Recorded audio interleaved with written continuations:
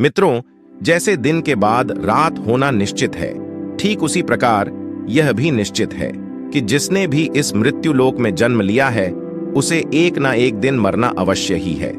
अर्थात अगर पृथ्वी लोक पर कोई सबसे बड़ा सत्य है तो वह है प्राणी की मृत्यु। फिर भी कुछ लोग ऐसे होते हैं जो इस सच्चाई को स्वीकार करना नहीं चाहते।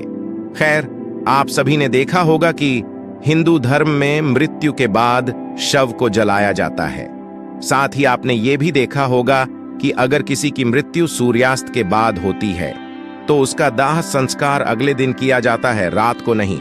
ऐसे में आपने गौर किया होगा कि किसी परिवार में अगर किसी की मृत्यु शाम के बाद होती है तो उसके शव को अकेला नहीं छोड़ा जाता। परंतु मित्रों, क्या आप जानते हैं कि शव को रात भर अकेला क्यों नहीं छोड़ा जाता? अगर नहीं तो इस वीडियो को अंत तक जरूर देखें, क्योंकि मैं आपको इसी सवाल का जवाब बताने वाला हूं। लेकिन दोस्तों, उससे पहले आपसे एक निवेदन है कि चैनल को सब्सक्राइब करें, साथ ही बेल आइकॉन को भी प्रेस कर ले ताकि ऐसी ही वीडियो का नोटिफिकेशन आपको सबसे पहले मिले। दोस्तों, मृत शरीर को अकेला क्यों नहीं छोड़ा जाता, इसका वर्णन गरुड़ पुराण में विस्तार से किया गया है। तो चलिए अब बिना किसी देरी के गरुड़ पुराण की ये बातें जानते हैं। मित्रों, हमारे धर्म में मृत्यु के बाद शव को अकेला क्यों नहीं छोड़ा जाता, इससे पहले हम आपको ये बता देते हैं कि कब अथवा किन परिस्थितियों में शव का अंतिम संस्कार नहीं किया जाता या फिर कुछ समय के लिए टाल दिया जाता है। मित्रों, आपको सबसे पहले बता दूं कि हिंदू धर्म में अगर किसी की मृत्यु सूर्यास्त के बाद होती है तो उसके शव को रात भर घर पर ही रखा जाता है और अगले दिन उसका दाह संस्कार किया जाता है। इसके अलावा अगर किसी की मृत्यु पंचक समय में होती है तो उसके शव को भी कुछ समय के लिए घर पर रखा जाता है और जब पंचक काल समाप्त होता है उसके बाद ही उसका दाह संस्कार किया जाता है। क्योंकि गरुड़ पुराण में बताया गया है कि अगर सूर्यास्त के बाद अथवा पंचक समय में किसी मृत शरीर का दाह संस्कार किया जाए तो उसे मोक्ष की प्राप्ति नहीं होती।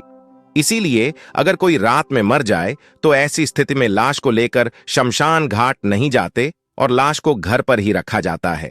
सुबह होने का इंतजार किया जाता है और ऐसे में मृत शरीर को एक भी पल के लिए अकेला नहीं छोड़ा जाता और कोई ना कोई व्यक्ति हमेशा रखवाली के लिए मौजूद रहता है।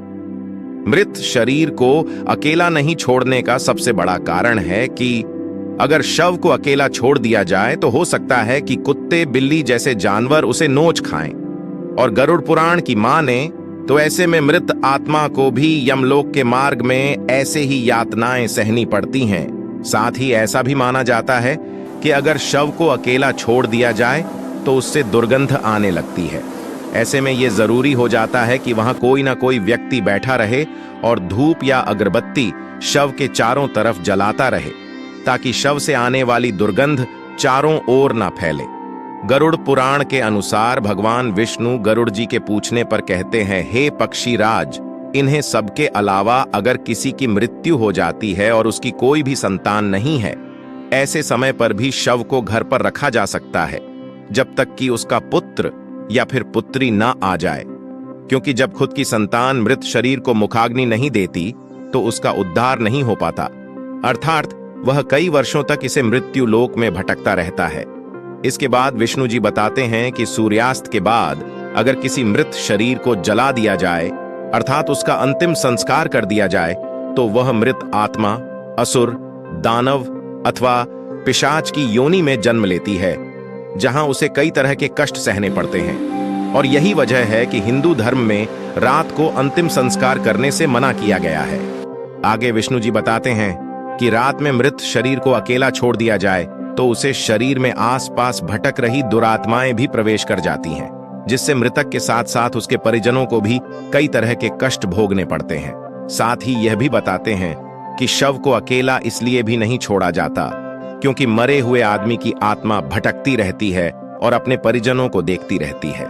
कहा जाता है कि इंसान की मौत के बाद शरीर आत्मा से खाली हो जाता है और इसी वजह से उस मृत शरीर में कोई बुरी आत्मा का साया अपना अधिकार जमा सकता है।